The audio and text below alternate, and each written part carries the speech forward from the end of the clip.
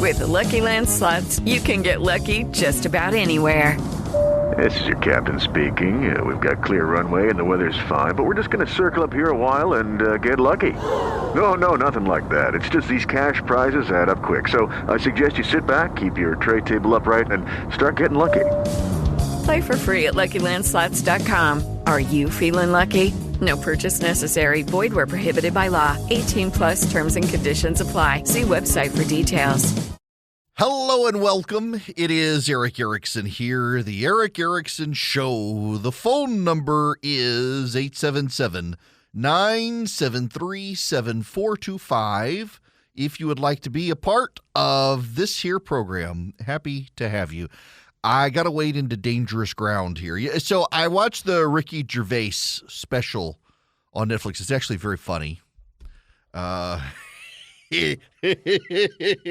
It's funny. A lot of it is British humor, though. You know, I grew up overseas in a former British colony, and I had a lot of friends who were British, and I love the British dry sense of humor. And there's very much a lot of the dry British sense of humor that I think some Americans would not find funny. I found it very, very funny.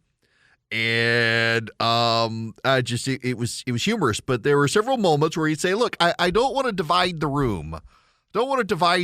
And you know, comedians are very conscious about this, that if they're going to laugh at one half of their audience, they got to find a way to laugh at the other half of the audience as well, just so get everybody laughing, even if they're laughing at each other a little bit, but really trying to find common ground where they can all laugh. And one of the issues it was abortion. I don't want to divide the room, but of course he's very pro-abortion. He's a progressive atheist. But then he spends a lot of his time talking about the wokes and how there's this new comedy called woke comedy. You tried to watch some of it. It's not very funny. You're not allowed to laugh. You're not allowed to offend anyone. And it just there were moments there, but he didn't want to divide the room. I don't want to divide the room. But I got to talk about red flag laws. I have written a piece this morning. It has rapidly gained some traction on the series of tubes known as the Internet.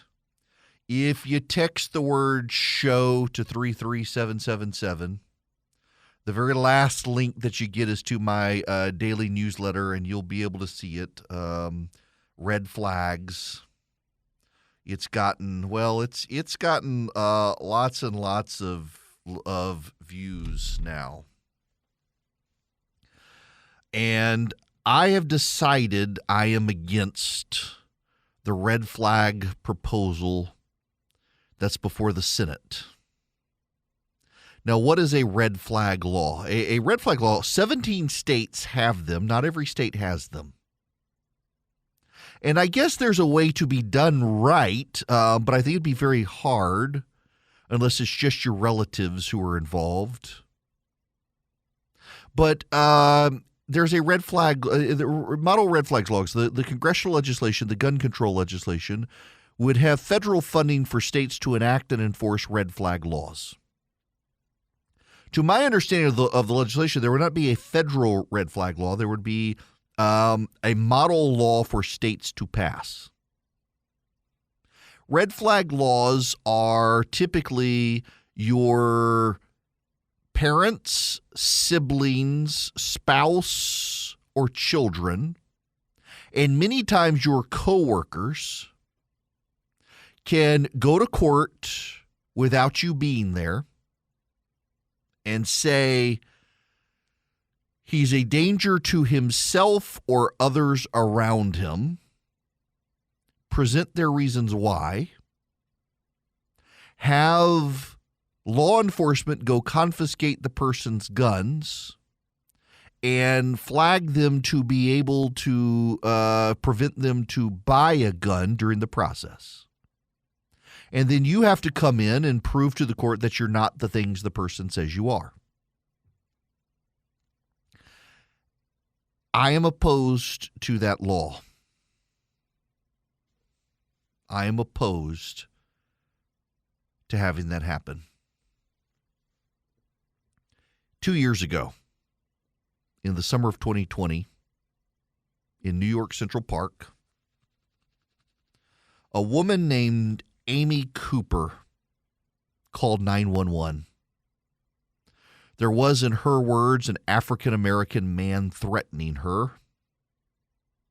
And she called 911 to come deal with this man. His last name was also Cooper. Brian Cooper, I believe his name was. Turns out the man, Brian Cooper, he filmed the whole encounter on his phone. Used the video recorder on his phone and recorded the exchange with Amy Cooper. Amy Cooper called 911, said an African-American man was threatening her. The man was actually a bird watcher. He was in Central Park during a migratory wave of birds to look for certain birds, and Amy Cooper, contrary to the rules of the park, had her dog off a leash, and the dog was chasing the birds and bothering the man who was watching the birds, and he asked Ms. Cooper to leash her dog because that's what the rules in the park say, and she refused and called 911, and as a white woman in New York City said, a black man is harassing me. It went viral. She lost her job. She lost her reputation. She lost her friends. She was charged with a crime. Mr. Cooper, the birdwatcher, encouraged the cops to drop to drop the charges against her, which they ultimately did. But she maliciously called the police against the man who just wanted her to follow the law. And the police originally probably would have taken her side, but for the birdwatcher having the forethought to record the exchange. At the end of last week in Raleigh, North Carolina, there's a restaurant and brewery in Raleigh, North Carolina called Way Hill, W-Y-E, Way Hill. Way Hill canceled the reservations of a group of moms. The moms were going to come have a beer and eat and visit. It's a political group of conservative moms that had taken on the local school board and gotten the school board to get rid of some sexually explicit material that was being presented to elementary school students. They called themselves Moms for Liberty, and they were going to meet at Way Hill, the brewery in Raleigh, North Carolina. A progressive activist online troll who calls herself Karen for Justice found out about it and called the restaurant and made vague threats to the restaurant that if the restaurant allowed this group of conservative moms to eat at the restaurant, the progressive activist group would take countermeasures. And she couldn't say what those measures would be, but the restaurant wouldn't like them, and so it'd best to cancel the reservation. And the restaurant canceled the reservation to avoid the progressive mob coming to harass the restaurant over a group of conservative mothers wanting to come hang out and visit. Yesterday,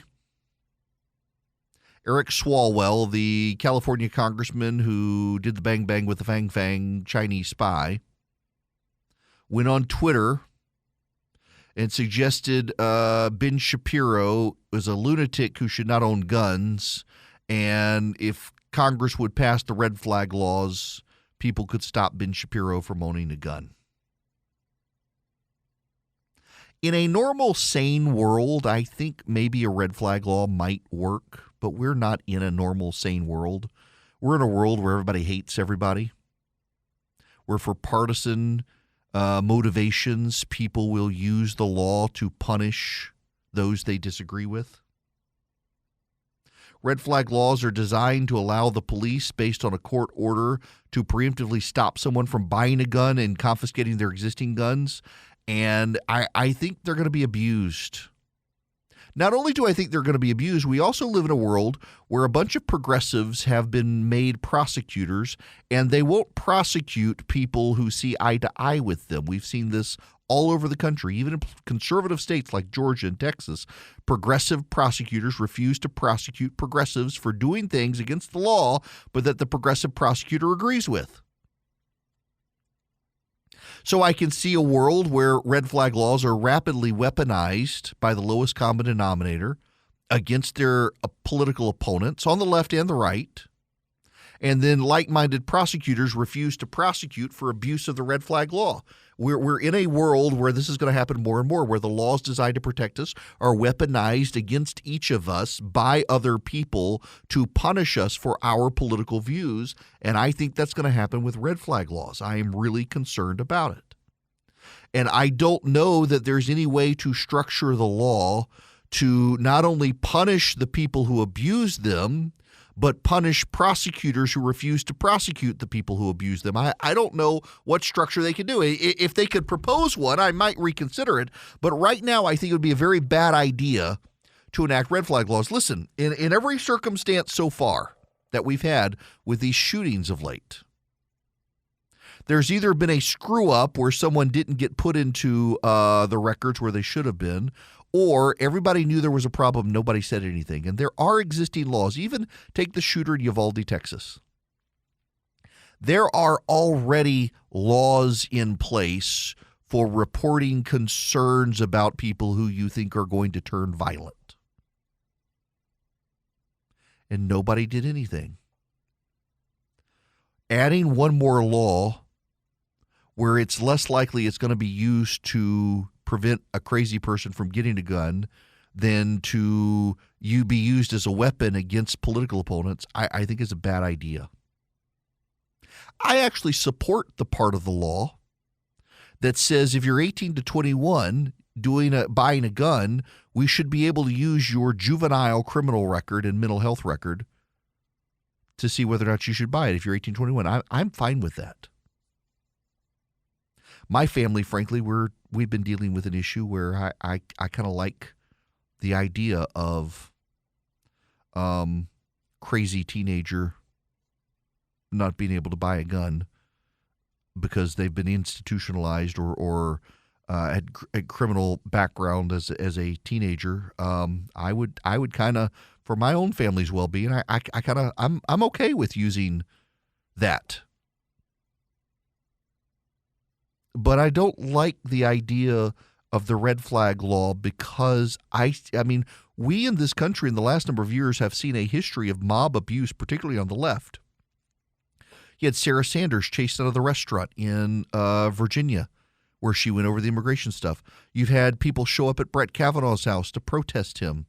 I mean, you had the crazy would-be assassin, and the media says nothing. You've had the fire bombings of pregnancy centers across the nation, and the media says barely anything about it. Disproportionately, the left gets a pass on violence these days by the media because so much of the media is on the side of the left. So when the left starts abusing red flag laws and comes after law-abiding citizens trying to shut down their ability to get weapons that they're allowed to get to exercise their Second Amendment right, you and I both know damn well the media is not going to cover it. They're going to cover it up, or they're going to make excuses for it. When you have a member of Congress online saying we need red flag laws so I can stop Ben Shapiro from buying a gun, you know they're going to weaponize it. It's already in their thinking about why they want the red flag law. I don't think we need to go down this road. There are plenty of compromises in this gun legislation I'm fine with. And I'll be honest with you. Don't hate on me for this. I don't know that I'm opposed to raising the purchase age to 21 for a rifle. Handguns at 21, raise rifle to 21, but with the caveat that if a parent wants to buy one for their child, a parent can buy it for their child. I think I'm okay with that as a reasonable compromise. And I know a lot of my gun friends will say, Second Amendment. I think it's 21 for a handgun. I'm okay with the rifle so long as a parent can buy one for their child.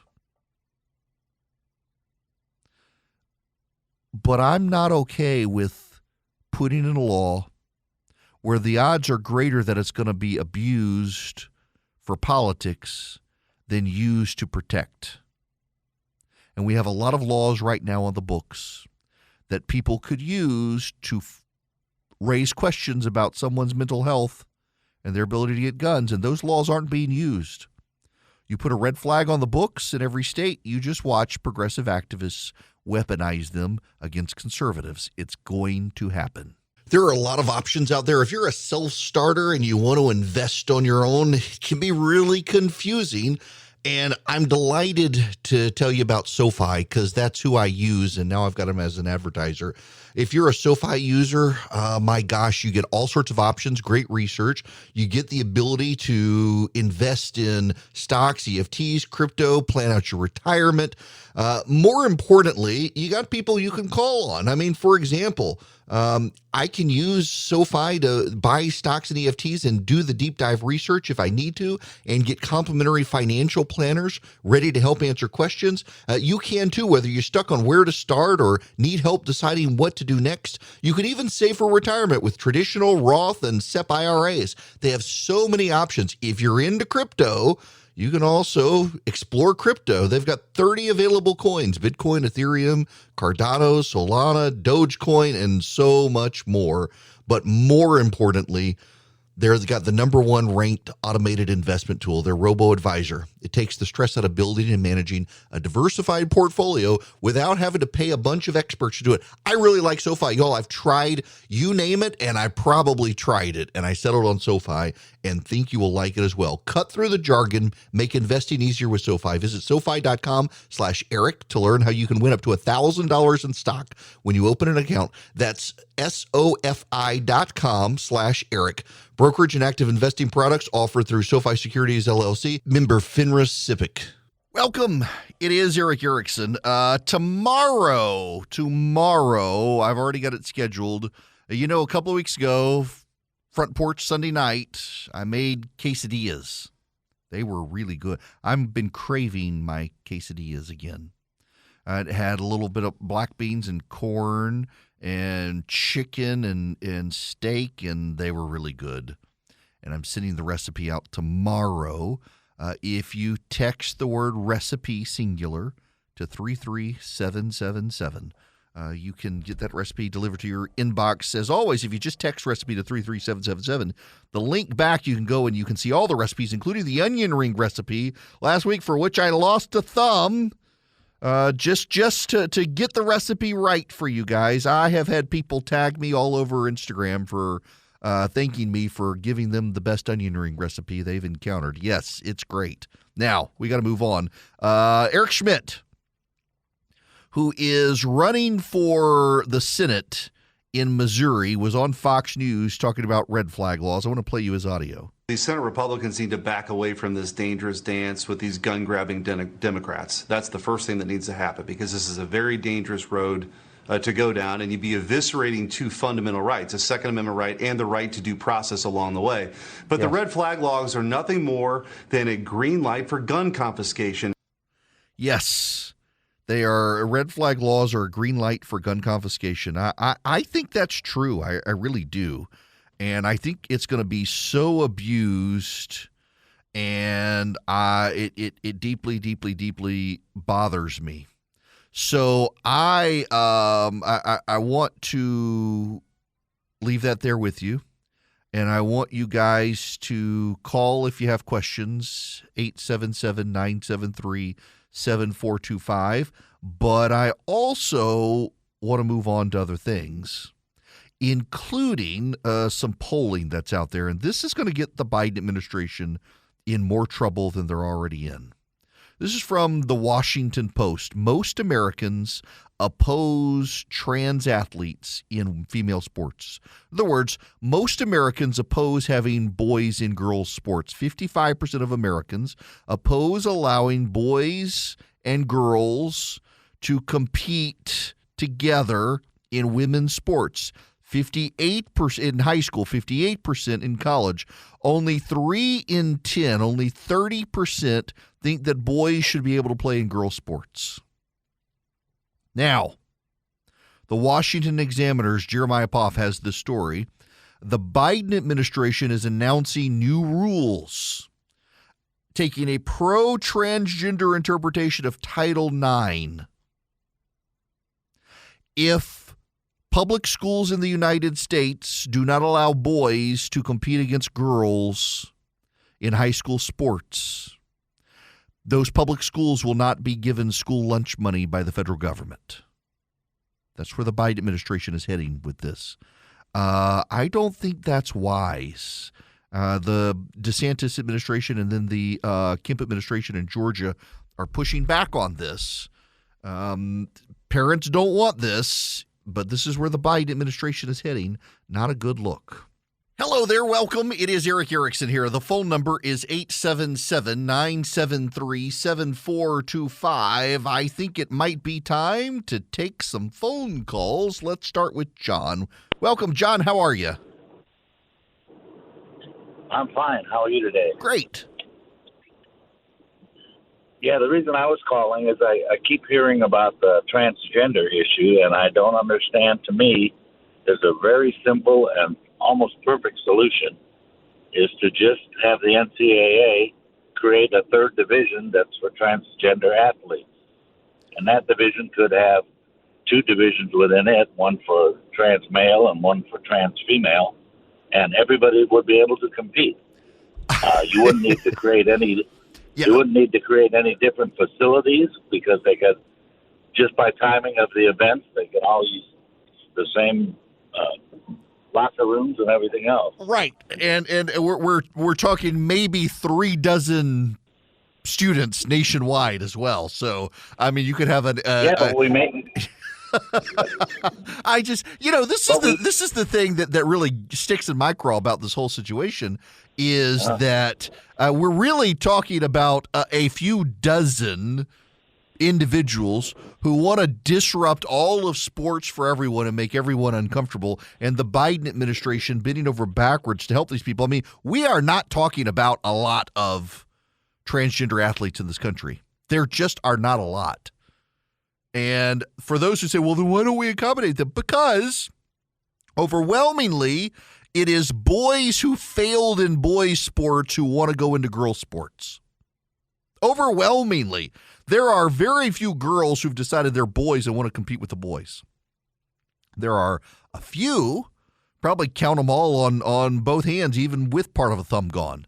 But there are overwhelmingly, it's boys who suck at boys' sports who want to compete and get a scholarship as a girl. That's what's going on here.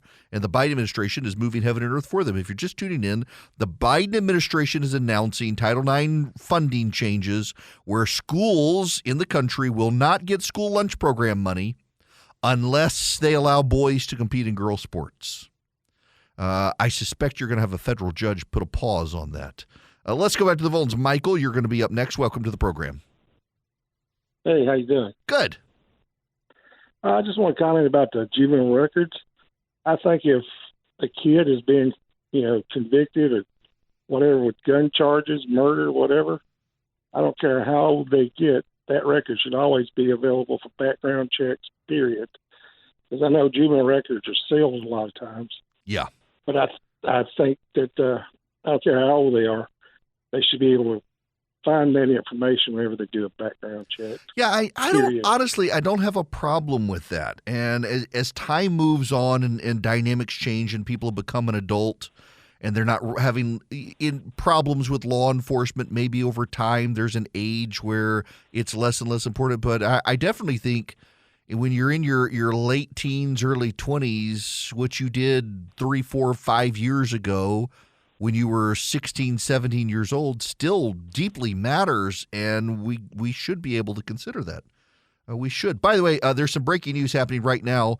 Democratic National Committee is advising, it is moving a fundraiser with Vice President Kamala Harris from May until the fall, sometime in the fall, to a date to be determined, because they can't sell enough tickets. They can't sell enough tickets. It's only $250 a person.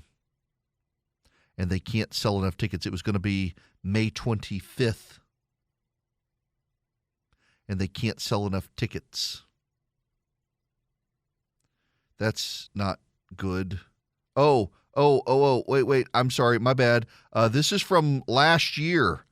Now, this is from last year. Wow, the news is just trickling out. That it was they couldn't sell enough tickets last year. She was already that unpopular. Holy moly. Wow. And it's gotten worse now, which is why she's not doing any major funding issues. Goodness gracious. Goodness gracious. Okay, so we must move on. Y'all, okay. Okay, I'm going to wait on that story. I got to do this story. I've been waiting for the story. I've been waiting for the moment to get to this story. I have been waiting and waiting all day since yesterday. When the story hit, I've been waiting. The Intercept has a story that, oh my gosh, I've been waiting for this. The headline, Elephant in the Zoom. The subtitle, Meltdowns have brought progressive advocacy groups to a standstill at a critical moment in world history. This is by Ryan Grimm. Y'all pop some popcorn. Get ready. This is glorious. Glorious. I love this. Schadenfreude-alicious. Everyone acknowledged that Zoom was less than ideal as a forum for a heartfelt conversation on systemic racism and policing. But the meeting was urgent, and little more than 2 months into the COVID-19 lockdown, it would have to do. During the first week of June 2020, teams of workers and their managers came together across the country to share how they were responding to the murder of George Floyd by police in Minneapolis and to chart out what, if anything, their own company or nonprofit could do to contribute toward the reckoning with racial injustice that was rapidly taking shape. On June 2nd, one such huddle was organized by the Washington, D.C. office of the Guttmacher Institute, the abortion rights movement's premier research organization. Heather Boonstra, Vice President of Public Policy, began by asking how people were finding equilibrium. One of the details we know because it was later shared by staff with PRISM, an outlet that focuses on social justice advocacy. She talked about the role systemic racism plays in society and the ways that Guttmacher's work could counter it. Staff suggestions, though, turned inward, PRISM reported, including loosening deadlines and implementing more proactive and explicit policies for leave without penalty. Staffers suggested additional racial equity trainings, noting that a previous facilitator had said that the last round had not included sufficient time to cover everything. With no black staff in the D.C. unit, it was suggested that Guttmacher do something tangible for black employees in other divisions. Behind Boonstra's and the staff's responses to the killing was a fundamentally different understanding of the moment.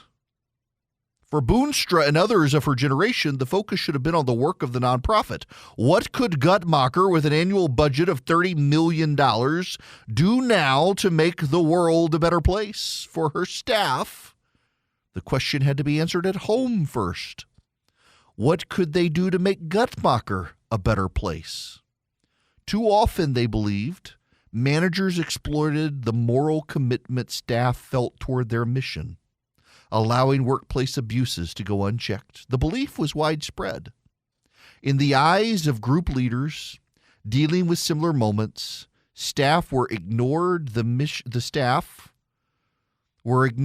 mission and focused only on themselves, using a moment of public awakening to smuggle through standard grievances cloaked in the language of social justice. Often, as was the case at Guttmacher, they played into the very dynamics they were fighting against, directing their complaints at leaders of color. Guttmacher was run at the time, and still is today, by an Afro-Latina woman, Dr. Herminia Palacio. The most zealous ones in my organization, when it comes to race, are white, said one black executive director at a different organization, asked for anonymity. These starkly divergent views would produce dramatic schisms throughout the progressive world in the coming year. At Guttmacher, this process would rip the organization apart. Boonstra, unlike many managers at the time, didn't sugarcoat how she felt about the staff's response to the killing. I'm here to talk about George Floyd and the other African-American men who have been beaten up by society, she told her staff, not workplace problems. Boonstra told them she was disappointed they were being self-centered. The staff was appalled enough by the exchange to relay it to PRISM. The Human Resources Department and Board of Directors, in consultation with outside counsel, were brought in to investigate complaints that flowed from the meeting, including accusations that certain staff members had been tokenized, promoted, and then demoted on the basis of race. The report that came out of it was unsatisfying to many of the staff. What we learned is that there's a group of people with strong opinions about a particular supervisor, the new leadership, and a change in strategic priorities, said a Guttmacher statement summarizing the findings. Those staff have a point of view. Complaints were duly investigated and nothing raised to the level of abuse or discrimination. Rather, what we saw was distrust, disagreement, and discontent with management decisions they simply did not like. A PRISM reporter reached a widely respected Guttmacher board member, Pamela Merritt, a black woman and a leading productive justice advocate, while the Supreme Court oral arguments in Dobbs versus Jackson's Women's Health Organization were going on last December, a year and a half after the Floyd meeting. She offered the most delicate rebuttal of the staff complaints.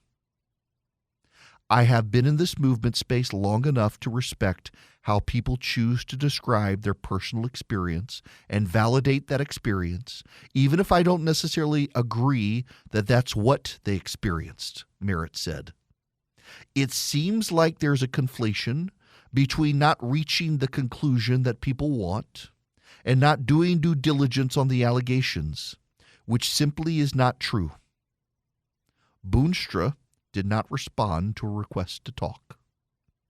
The 6 months since then have only seen a ratcheting up of tension, with more internal disputes spilling into public and amplified by a well-funded anonymous operation called Repro Jobs, whose Twitter and Instagram feeds have pounded away at the organization's management. If your reproductive justice organization isn't black and brown, it's white supremacy in heels co-opting a woke movement.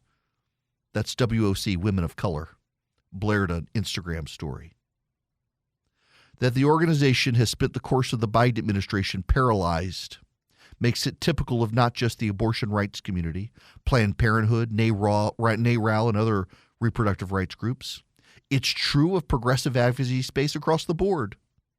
The Sierra Club, Demos, the American Civil Liberties Union, Color of Change, the Movement for Black Lives, Human Rights Campaign, Time's Up, the Sunrise Movement. Many other organizations have seen wrenching and debilitating turmoil in the past couple of years. In fact, it's hard to find a Washington-based progressive organization that's not in tumult.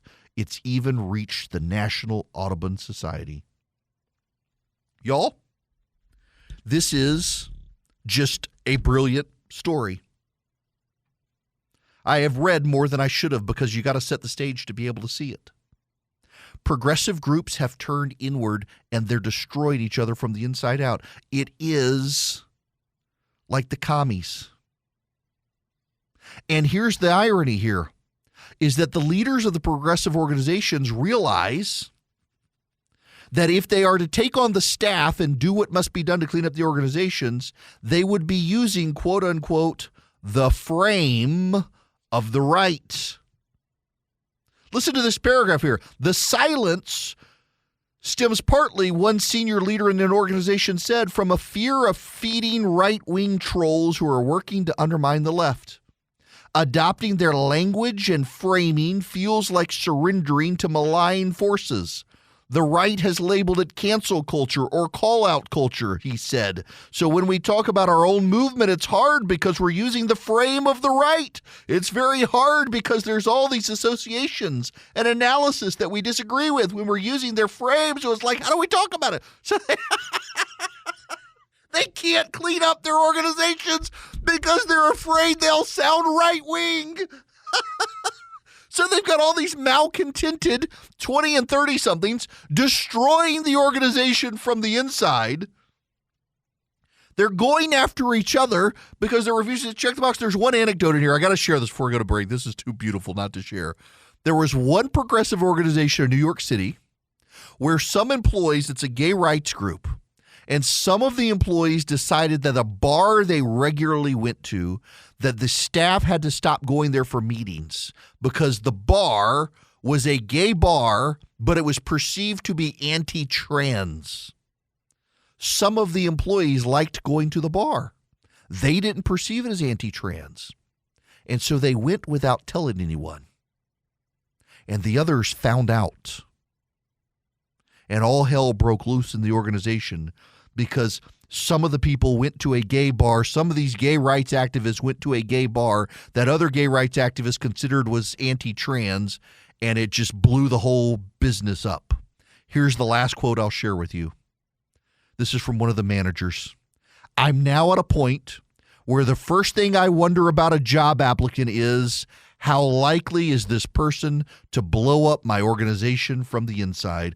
Oh, very likely. If they're a progressive activist, I would say, my goodness gracious. It's why I don't hire progressives. Y'all, now's the time to protect your retirement savings with the Fed looking at raising interest rates again back to the Carter era economy. You know, during the Carter era, gold and silver helped protect a lot of retirement accounts. If you've got $50,000 in your IRA, your 401k, other retirement savings, your money could be at risk. You don't have a lot of options, but you could protect your money with physical gold and silver. Not certificates claiming you have gold and silver, but actual, real gold and silver. Call 855-904-5933. You're going to get a free wealth protection kit. Just by calling 855-904-5933, you'll get a free wealth protection kit to learn how to use gold and silver to protect and grow your money. Thousands of retirees are protecting their retirement savings. Many are getting $10,000 or more in free silver for doing it. Just call my friends at Goldco. Find out how you qualify for the offer. Goldco has helped thousands of Americans protect their retirement against inflation and stock market crashes. They might be a good fit for you. If you just text my name, Eric, E-R-I-C-K, to 33777, I will text you back Goldco's toll-free number. Just call them, tell them I sent you. Text Eric, E-R-I-C-K, to 33777, and I will send you Goldco's phone number. Hello there. It is Eric Erickson here. The phone number 877-973-7425. This hour of the program brought to you by First Liberty Building and Loan. Wherever you are in the United States of America, doesn't matter what state you're in, there are 50 of them. You can be in one of them. And if you're in charge of the finances of a business and you want it to grow, reach out to First Liberty. They might be able to help you get to yes, where banks are telling businesses no on loans these days. Buying a building, reach out to them. FirstLibertyGA.com. Tell them I sent you. Spend 10 minutes with them. FirstLibertyGA.com. Now, y'all, this story, again, if you text the word show to 33777, go down to the bottom and click on the link for my daily email in the show notes. This Intercept article on these progressive organizations. You know, it's not just nonprofits. It's the for-profit businesses on the left as well. You're seeing it in social media groups. You're seeing it at, well, for example, the Washington Post. The Washington Post. And, you know, the common denominator is white women. White women is the common denominator. Okay, so you know in Genesis, where God tells Eve after the fall that your desire will be for your husband, that's so badly misinterpreted by a lot of churches. It doesn't mean that women will fall head over heels in love with their husband. It means that their desire will be to dominate their husband. Their desire will be to bully their husband. And we're seeing women in the workforce, white women with college degrees named Karen, doing this. They're trying to browbeat everyone else and dominate the workforce with grievance culture. With Lucky Land Slots, you can get lucky just about anywhere. Dearly beloved, we are gathered here today to... Has anyone seen the bride and groom? Sorry, we're here. We were getting lucky in the limo and we lost track of time. No, Lucky Land Casino, with cash prizes that add up quicker than a guest registry. In that case, I pronounce you lucky. Play for free at LuckyLandSlots.com. Daily bonuses are waiting. No purchase necessary. Void where prohibited by law. 18+. Terms and conditions apply. See website for details.